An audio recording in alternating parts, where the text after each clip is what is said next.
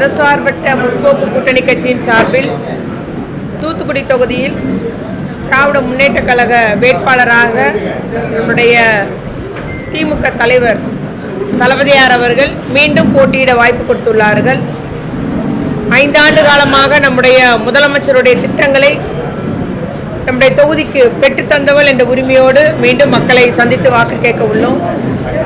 அதுபோல என்ன ஒரு இடர்பாடு இருந்தாலும், மக்களுக்கு பிரச்சனையாக இருந்தாலும், அது கொரோனாவாக இருந்தாலும், இல்லை பெரு வெள்ளமாக இருந்தாலும், இல்லை சிறு மழையாக இருந்தாலும், என்ன பிரச்சனைனாலும் மக்களோடு இருந்து செயல்படுகிற, அது எதிர்க்கட்சி எம்எல்ஏ இருந்தாலும் அமைச்சராக இருந்தாலும், என்ன ஒரு நிலையில் இருந்தாலும் அவர்களோடு இருந்து செயல்பட்டவள் இதுவரைக்கும் பணியாற்றி வருகிறோம். அந்த மாதிரி தொடர்ந்து என்னுடைய மக்கள் பணியை செய்திட முதலமைச்சர் அவர்கள் ஒரு வாய்ப்பு தந்துள்ளார்கள். ஆகவே நம்முடைய திட்டங்களை மக்களிடம் எடுத்து கூறியும் தொடர்ச்சியாக நம்முடைய முதலமைச்சர் அவர்கள் அறிவித்துள்ள தேர்தல் வாக்குறுதி எல்லாம் மக்கள் ஒவ்வொரு வீடு வீடாக எடுத்து சென்று கூறி நாங்கள் வாக்குகள் சேகரிக்க உள்ளோம். அது எங்களுடைய கூட்டணி ஒரு பலமான கூட்டணி, வலிமையான கூட்டணி. எங்களுடைய முதலமைச்சர் அவர்கள் அனைத்து கட்சிகளையும் ஒருங்கிணைத்து இன்னைக்கு மதசார்பற்ற முற்போக்கு கூட்டணி மூலம் ஒரு வலிமையான கூட்டணியாக மக்களை சந்திக்கிறோம். ஆகவே முதலமைச்சர் சொல்றது போல 200 தொகுதிகளிலும் வெற்றி உறுதி என்பதை நான் கூறிக்கொள்ள விரும்புகிறேன்.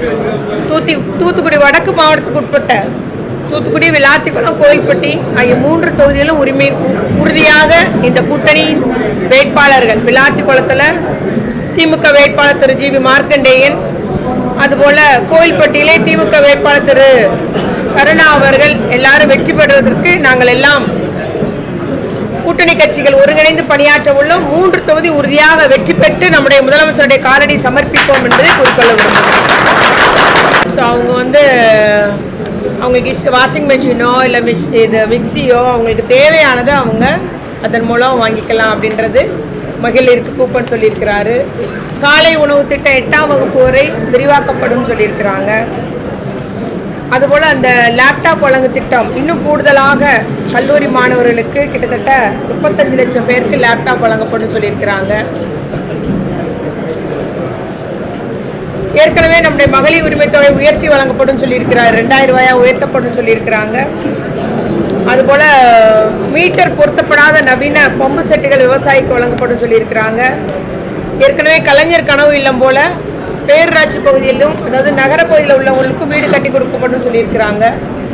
இன்னும் 5000 கோயில்களுக்கு குடமுழுக்கு பண்ணப்படும். இவ்வாறு நிறைய ஒரு கிராம கோயில்கள்லாம் சீரமைக்கப்படும் சொல்லியிருக்கிறாரு. இவ்வாறு எல்லாருக்கும் எல்லாமான கொள்கையோடு அந்த ஒரு உன்னத தத்துவத்தோடு நல்லாட்சி புரிந்து வரும் முதலமைச்சருடைய திட்டங்கள், தேர்தல் அறிக்கைகள், திராவிட முன்னேற்ற கழக தேர்தல் அறிக்கை தான் என்னைக்குமே கதாநாயகன்.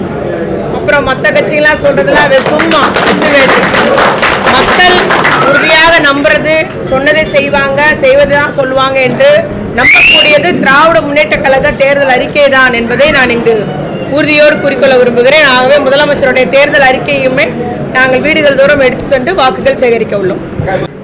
தூத்துக்குடி தொகுதிக்கு இப்போவே வின்ஃபாஸ்ட் இந்த சூரிய மின் உற்பத்தி நிறுவனமால் கூடுதலாக இன்னும் சுற்றுச்சூழலை பாதிக்காத எந்த ஒரு தொழில் நிறுவனங்களும் இங்கே தொடங்கப்படணும்னு கோரிக்கை வச்சுருக்கோம். எல்லாமே நம்மளோட முதலமைச்சர்கள் எல்லா பகுதியும் செய்கிறது போல் இங்கேயுமே கூடுதல் நிறுவனங்கள் வர வாய்ப்பு உள்ளது. அதுபோல் நமக்கு லாஜிஸ்டிக் பார்க் ஒன்று அள்ளிக்குளம் அந்த சிப்காட் வளாகத்தில் ஒன்று உருவாக்கப்பட்டுள்ளது. மல்டி லெவல் லாஜிஸ்டிக் பார்க் என்று இடம்லாம் ஒதுக்கீடு பண்ணி எல்லாம் பண்ணியிருக்கு. அந்த திட்டத்தை வெற்றிகரமாக நடைமுறைக்கு கொண்டு வரணும். அதன் மூலம் அந்த லாரி பொருட்களை அங்கே லோடிங் அன்லோடிங் பண்ணுறது, மறுபடியும் கண்டெய்னரில் ஏற்றுறது, அந்த வசதிகளோடு அது பெரிய ஒரு நம்ம துறைமுகத்துக்கு ஏற்ற மாதிரி அந்த இடம் அமையப்பட உள்ளது. தமிழ்நாடு அரசால் ஏற்பாடு செய்யப்பட்டுள்ளது. அதை நடைமுறைப்படுத்தணும். அதுபோல் எல்லா சாலை வசதிகளும், அது திருநெல்வேலி ரோடாக இருந்தாலும் சரி, ஹார்பர் ரோடாக இருந்தாலும், மதுரை ரோடாக இருந்தாலும், அந்த லாஜிஸ்டிக்கு இணைப்பு, மாநகராட்சிக்கோடு இணைப்பு, இவ்வாறு இணைப்பு சாலைகள் உருவாக்கப்பட வேண்டும். அதுபோல் நம்முடைய மேம்பாலங்கள், ரயில்வே மேம்பாலங்கள் இன்னும் போகிற எல்லா இடங்களிலுமே நகர விரிவாக்கத்துக்கு ஏற்ப அதையும் உருவாக்குவோம்னு சொல்லியிருக்கிறோம். இது மாதிரி பல்வேறு திட்டங்களை நம்ம திட்டமிட்டுள்ளோம். அதையெல்லாம் நம்முடைய நகருக்கு பெற்றுத்தருவோம் என்று கூறிக்கொள்ள விரும்புகிறோம்.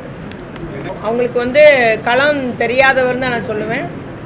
ஏன்னா வெள்ளமாக இருந்தாலும் என்ன பிரச்சனை இருந்தாலும் 5 வருஷமாக காணாமல் போயிட்டாங்க. அதிமுக காரங்களே களத்தில் இல்லை. இப்போ நிற்கிற வேட்பாளர்லாம் உள்ளூரில் உள்ளது எங்கே போனார்னு தெரியல, இன்றைக்கி வந்திருக்கிறாங்க. அதனால் அவங்க மக்கள் அவருடைய பணியை அறிவார்கள். நிச்சயமாக மக்களுக்கு பணி செய்கிறவங்க யார், அல்லும் பகலும் உழைக்கிறவங்க யாருன்னு தெரியும். அதனால் நிச்சயமாக நாங்கள் 50,000க்கு மேலே வித்தியாசத்தில் வெற்றி பெறுவோம். ஒரு பேட்டியை நானும் காணொலி காட்சி மூலமாக அந்த வீடியோ பார்த்தேன். என்ன பேசுகிறோன்னே தெரியலையே. மக்களுடைய ஃபுல்லாக அடைப்பு எடுத்துட்டு பாதியில் வேலையை போட்டாங்கன்னு சொல்கிறாரு. என்ன வேலை பாதியில் நிறுத்தப்பட்டுச்சுன்னு எனக்கே தெரியல. 80% வேலையை அவங்க முடிச்சுருந்தாங்களாம். திட்டம் கொண்டு வந்தது இப்போதைய முதலமைச்சர், அப்போது உள்ளாட்சித்துறை பொறுப்பில் இருந்த துணை முதலமைச்சர் அவர் போட்டாங்க. நம்ம போட்டிருந்தோம். அப்புறம் அவங்க ஒரு ரீச் போட்டு முடித்தாங்க. எல்லாமே நல்லபடியாக முடிச்சு தான் இருக்குது. ஸோ என்னத்தை பாதியில் கிடப்பில் போட்டாங்கன்னு எனக்கு தெரியல. மழை நேரத்தில் நம்முடைய முதலமைச்சர் இந்த பகுதிக்கு வந்தார். நீங்கள்லாம் தெரியல, உங்களுக்கு எல்லாத்துக்கும் தெரியுமே. முதலமைச்சர் வந்தார், துணை முதலமைச்சர் வந்தார், கனிமொழி அக்கா இருந்தாங்க, நாங்கள் இங்கே தான் இருந்தோம், அல்லும் பகலும் இங்கே தான் இருந்தோம். 2018ஆம் தேதி இரவு தான் நம்மளுடைய ஊர்லேயே வந்து தண்ணி அதிகரித்து கொண்டே இருந்தது. அவருக்கு ஒரு சேர் கொடுங்க அண்ணா, வாங்க உட்காருங்க.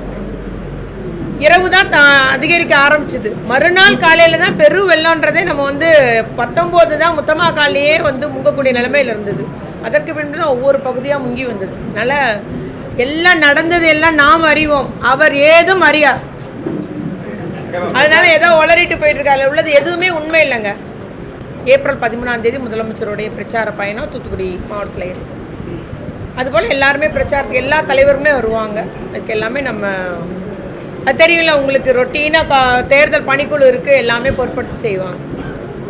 நன்றிங்க, நன்றி. ரைட். மேலும் வீடியோக்களை காண நவ் இந்தியா டைம்ஸ் யூடியூப் சேனலை சப்ஸ்கிரைப் பண்ணுங்க. பக்கத்துல இருக்க பெல் பட்டனை மறக்காம கிளிக் பண்ணுங்க.